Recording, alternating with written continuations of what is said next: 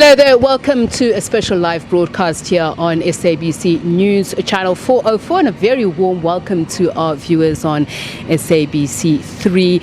We are in discussion with various stakeholders, co-anchoring here with my colleague Desiree Chauke about the various causes, the sources of xenophobic attacks and how as a country we should tackle it, how as a continent we should ensure that this is the last incident of what some have said has been 10 years of attacks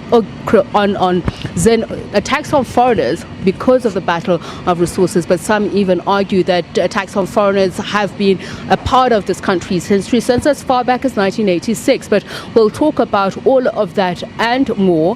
But first, let's take you back to Gauteng, where my colleague Makwetla is going to talk to us from a refugee center. Okay, so I understand that we won't be talking to Makwetla just yet, but it's been a special live broadcast for the past 3 hours, coming to you live from various parts of Gauteng. Stephen will be with you now in the studio to have a discussion with the leader of an African organization here in South Africa. Stephen?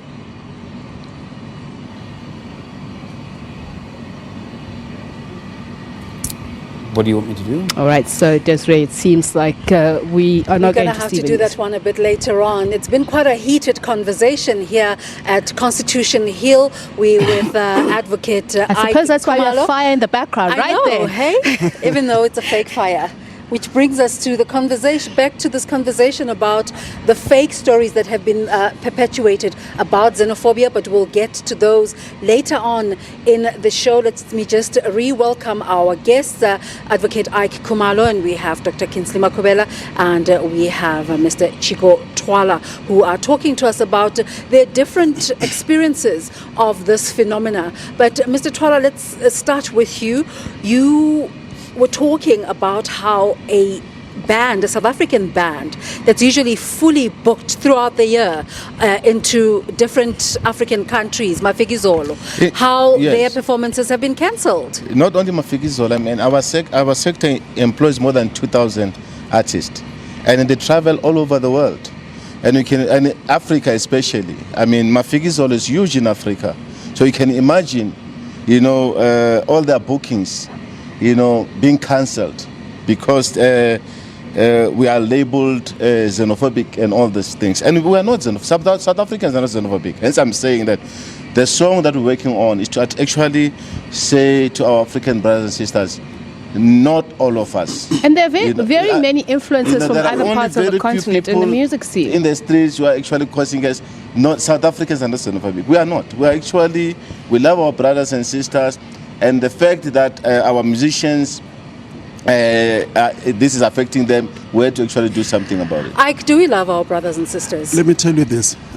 South African people have never been xenophobic. We welcome them. When they were free in the 50s, in the 60s, we welcomed them. They came to an apartheid country when they were free.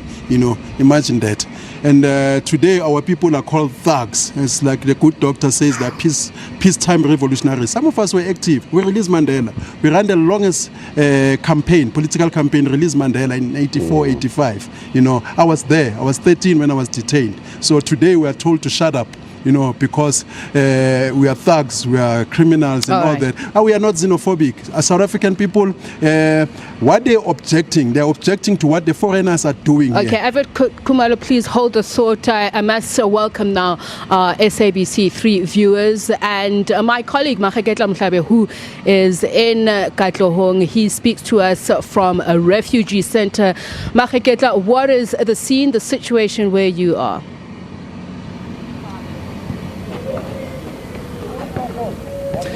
Good evening to you. As the visuals you see, the visuals you can see in the background, this is just the police nyala making sure that there is no intruder at the Tsulo Community Hall. Of course, this is the entrance to this particular hall, which has housed over 250 residents, or rather people that have been displaced since Wednesday.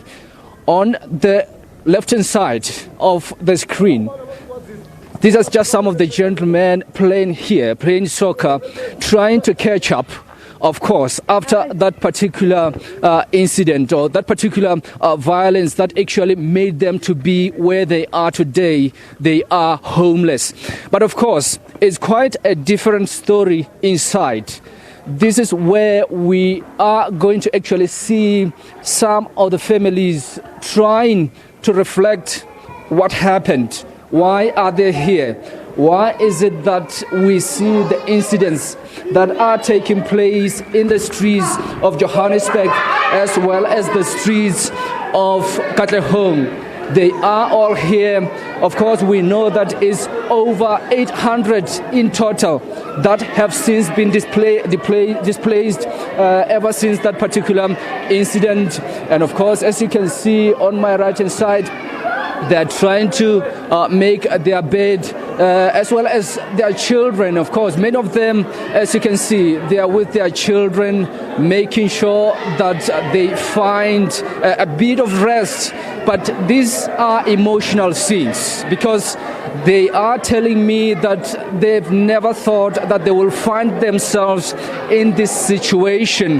Many of them saying that they don't even know if some of their relatives are still alive, considering that here in Gauteng we had over the past week that 2 people were burned to death in their shops, and this has really caused more tension in the area. And of course, others saying that they are trying to get in touch with their relatives, but they're not quite sure if they could be among the 12 people that we know have since passed on amid this particular violence.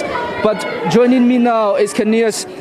Sir, thanks so much for your time. I mean, I can see that you are getting ready to go to sleep, and thanks so much for making this time for us. How has it really been to be here?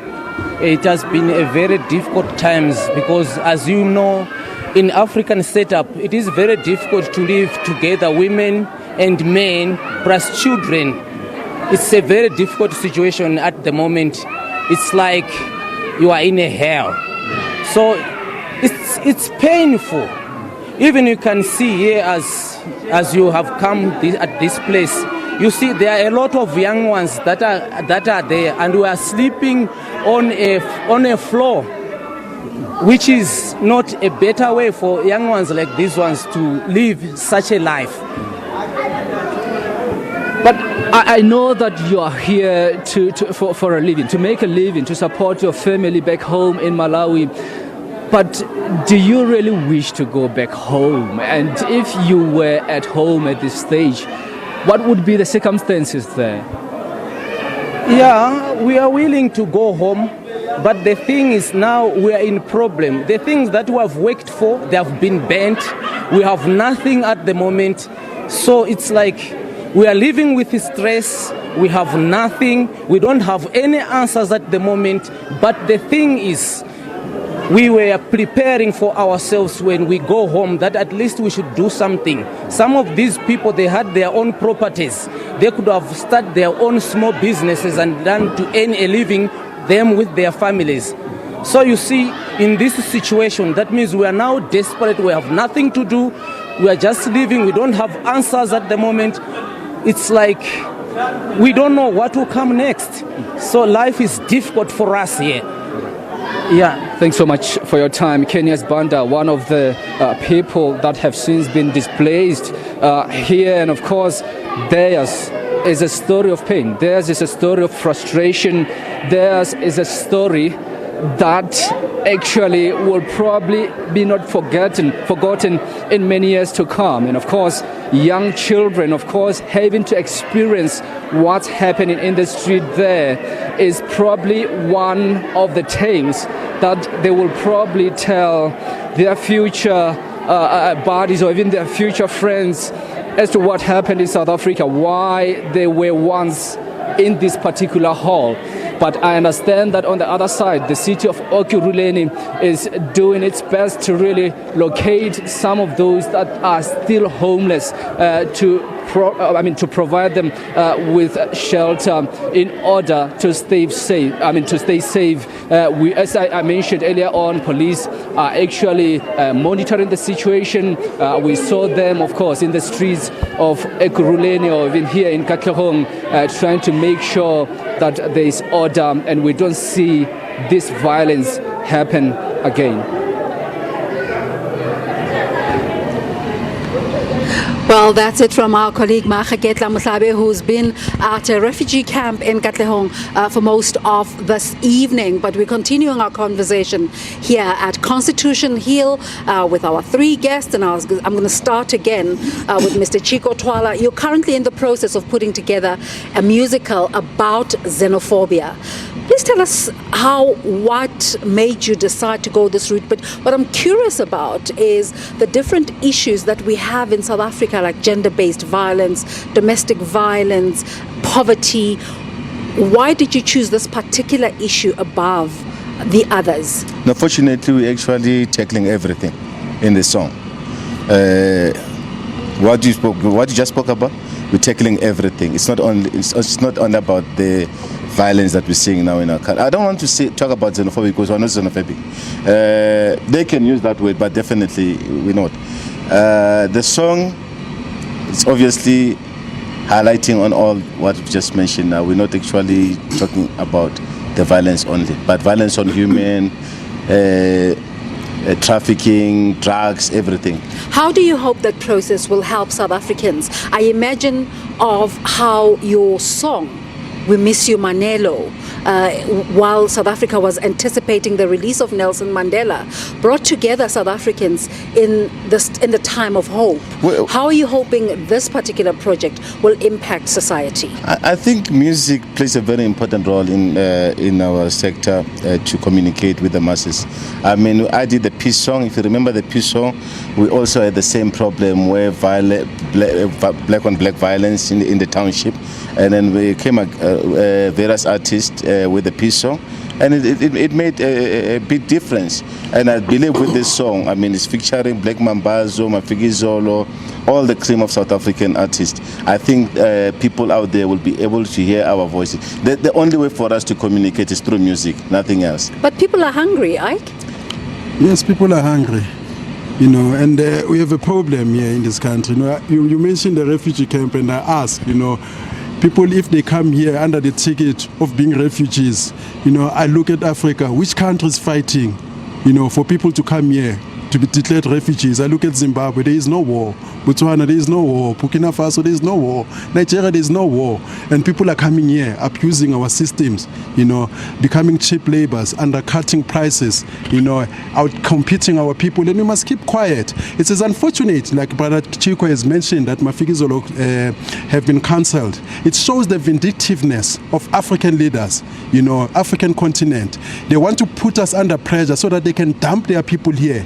They have no social program. You go to Zimbabwe, they have no HIV program, no SARSA, nothing. So what do? They dump their people here. Are you suggesting that we deport foreign nationals who are illegal? They must be deported. How should we run that process? We need a mass deportation because people who are coming here, they are ruining our resources. Go to Joburg. People have been broad daylight stabbed. Stabbed in Small Street. Remember Small Street? It used to be so beautiful. They are being stabbed by Zimbabwean criminals. People are looking for solutions. This might be a bit of a drastic one, but practically, what can be done? Desiree, I think as a society we need to pacify our language, how we interact with people, not politicians only, civil society leaders, influential community leaders. How we encourage people to be tolerant of each other and to be able to resolve our conflicts amicably.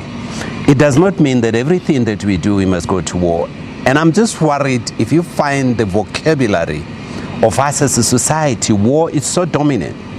War chart, war room, war on poverty. And if you look at the definition of war, it's contending by violence. Are we encouraging that? Are we pacifying that? Are we trying to pacify the side or encourage violence? It's interesting that you should say that, Dr. Makwetla, because it said that xenophobia can exist without violence. A survey in 1997 finding that only a mere 6% of South Africans were positive about the presence of foreign nationals. A majority of that, 75% of South Africans, having negative perceptions about the presence of black African nationals in their country. Listen, any conflict of identity has to do with the economics and politics. Economics, because we're all scrambling for meager resources, so it's quite easier to blame the next person. That's why I'm saying if we start to look at foreign nationals, we're going to look at each other from our tribal cocoons. As we saw in 1992 in Katoras. Not 1992, go during the local government elections here. When an ANC candidate was running for mayoral position in Tshwane, people were saying she's not from here. She must go to KZN. She's a South African. She can contest for election. So we're starting to degenerate, and that's why I'm saying it's very important for leaders in civil society to be responsible with the language we use, because once we start to unleash the differences, tribal, ethnicity, we're not going to be able to control the situation. So, Mr. we need Khumalo, to start being responsible from now. Can as a I society. ask you this? Those South Africans who, as Chico mentioned earlier, he has a friend who has a child with a Nigerian, who have elected to start families with people from different countries. How do you have that conversation with them about chasing them out? Let me say this. South Africans, when they go to foreign countries, they behave, they adhere to the laws of those countries. They don't go there and misbehave. And we can't suffer because of two people decide to have children outside. We can't suffer, because we want to play soccer with Zambia and they're denying us soccer. So therefore we must sacrifice our country. We must open our country, And for Africa or the rest of the continent to send their people here and say, we helped you. Let me say this, Germans, they've contributed when industries, Japanese, they put Toyota. Do you see Japanese here? Only come these guys who are opportunists. They say we helped you. They never helped us. What is it that they've helped us with? The irony of what you're saying, though, Advocate Khumalo, we're broadcasting here from Constitution Hill, which is the bedrock, the legal instrument that allows for freedom of expression, freedom of existence. So when you say we can't suffer because of two people who have children with outsiders or foreign nationals, are we not going back? Are we not regressing, taking away that freedom of the right choice? Of the individual? No. People can choose to do whatever. If my sister marries a Nigerian, they go live in Nigeria. It's fine. It's fine in this scenario. It's only they're following Bomakoti. They're coming into this country. I've never heard of such. It's not African. But anyway, coming to the constitution of this country, it only happens here where the constitution does not define the people. As South Africans, it says everyone has got a right to health care. Everyone has got a right to adequate houses. Other constitutions, they tell you a German, and then it becomes difficult to become a German, an American. Ours, once you've jumped the border, when you're pregnant, you're now South African. I beg to say everyone. We have different histories, though. No, the buildings. This constitution, it has made us to suffer the most. Building hijacking. When people hijack buildings, you can no longer remove them because they will tell you that they've got children, they've got rights, they've got, you must find them alternative accommodation. People who came here illegal.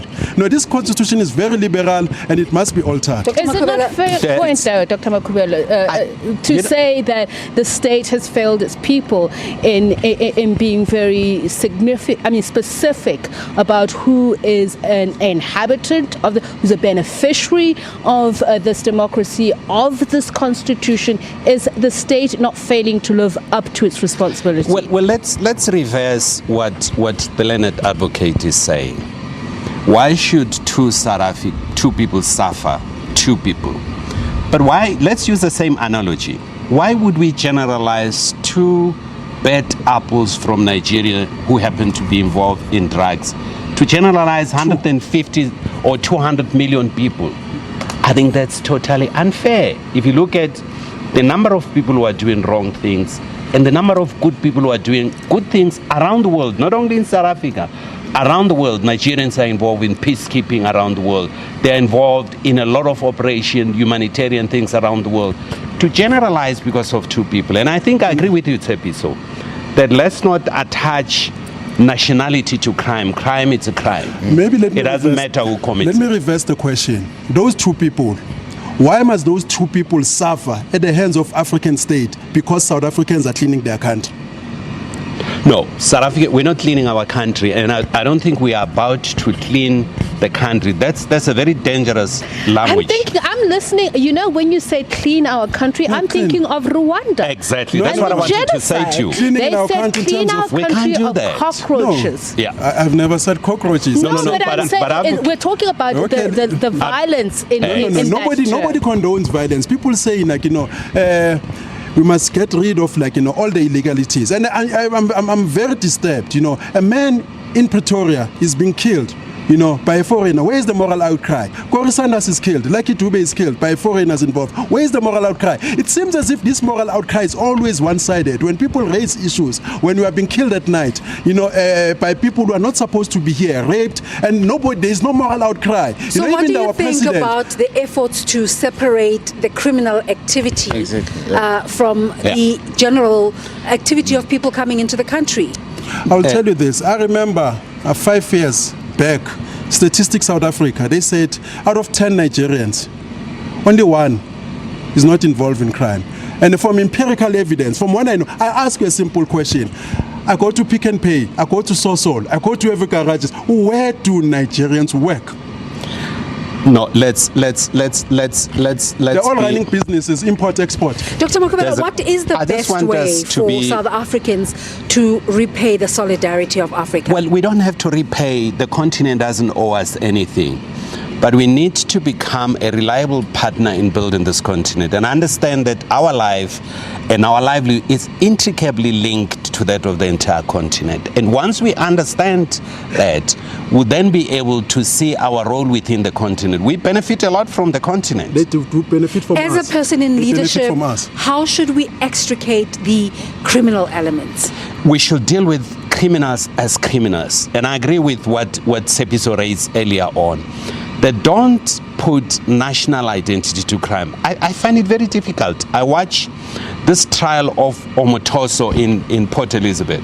And the media goes and say, Nigerian Omotoso. Pastor. Why do we say Nigerian pastor? Why don't we say this person, Omotoso, who is accused of this kind of crime? Why do we attach any nationality?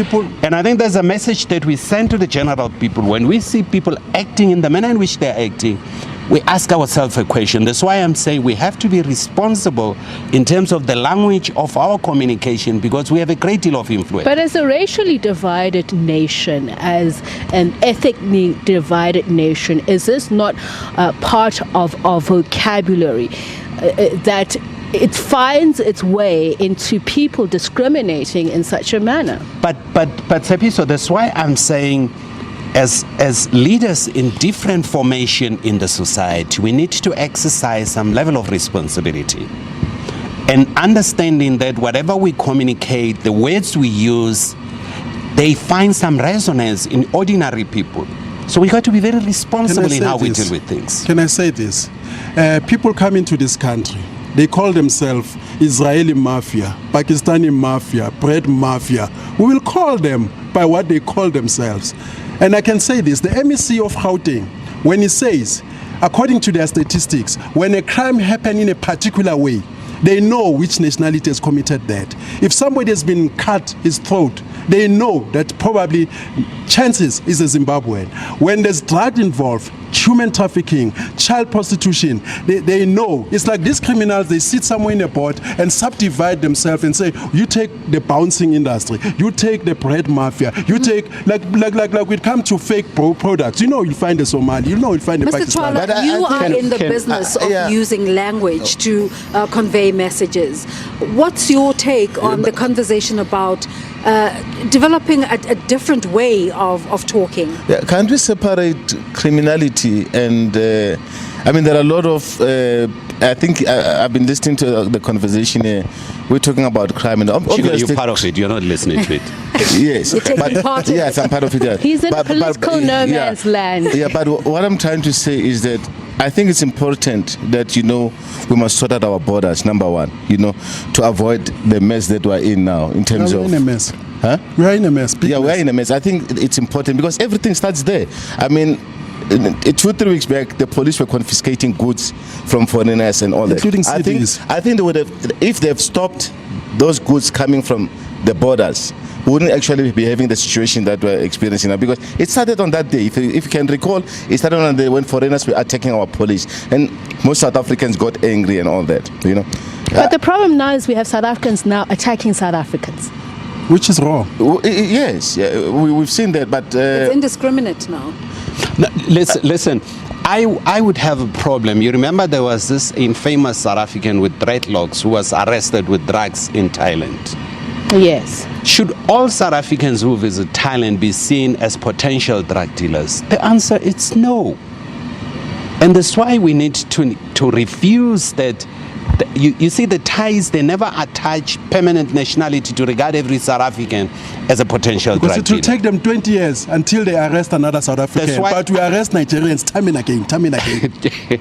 Advocate, that's why I'm saying... It will take 20 years before you see another South African. We shouldn't do that. We should refuse to do that as a society. I think Dr. Makwetla, you don't think perhaps there's a level of denialism in wanting not to deal with the facts that are before us, that on a regular basis Nigerians do get arrested for peddling in drugs?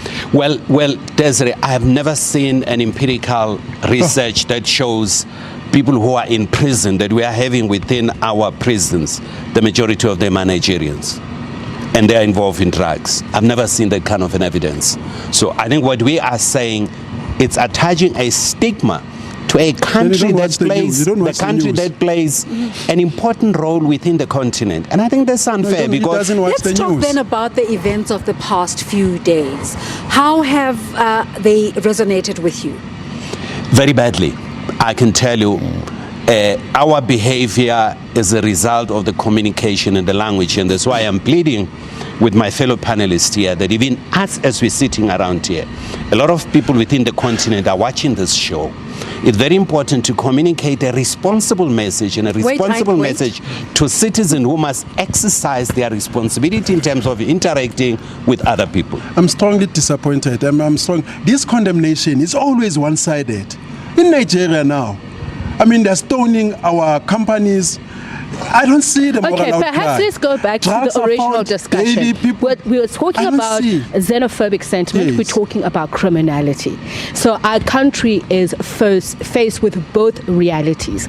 And the fact that you've had organizations, NGO organizations that are being formed in opposition to xenophobic sentiment, but also attacks by foreigners on South Africans, and that battle of resources means that there is a problem. How is the country going to fix this? Let me tell you, if you go to any country now, go to Nigeria, as we are using Nigeria, you're going to find Nigerians who are involved in crime within their own country. That's their own country, but not in our country. Yeah. I'm saying the crime phenomenon is not an exclusive ownership of a particular country. No, but if the state were living up to its responsibility, that of protecting its citizen, is it not possible that it would reduce the tensions? No, we have to protect citizens against any form of crime. I agree with you, Tsepiso. Don't renege on that. You've been fantastic. That you cannot attach nationality to crime. Crime is a crime. And we have to deal with crime on its own merit. Once we start dealing with that, you then stop stigmatizing nations, stigmatizing countries, because it's basically not factual. There's no research that has shown that within the prison communities, most of people who are there are foreigners. I can bet you most of the people will likely be South Africans. No, we are talking per capita. We are talking per capita. But anyway, what are the origins of this deep dislike that you have? No, I don't dislike for people who are different from you. I don't dislike who don't look like you. I'm saying our laws must be implemented. You know, even when you go to jail, they'll search you. But you know, uzanan, uspetele. But in this country, somebody jumps the border. You know, we don't ask whether this person was a mercenary, was a murderer. We don't check, we don't vet. Where is South African Ubuntu in all of this? No. Ubuntu doesn't mean that, you know, we must welcome everyone, you know, who's coming here. People have been they've been involved in war crimes. They come here, we're not vetting them. They are terrorists. They're coming here, they're now threatening us, and we must fold our arms. No, Ubuntu doesn't mean that, you know. No, but advocate, you're not being fair to the country. This country, we don't admit war criminals. Anyone who has been indicted for war criminals. The government admits that they don't know how many foreign nationals are here. They don't know who's here. But seemingly the government doesn't know everyone who's here. But let's speak about war criminals. Once you start calling somebody a war criminal, they've been indicted by a court of law. Not by a court of public opinion. Suspected war criminals, it makes you happy. You see, you are a lawyer, advocate.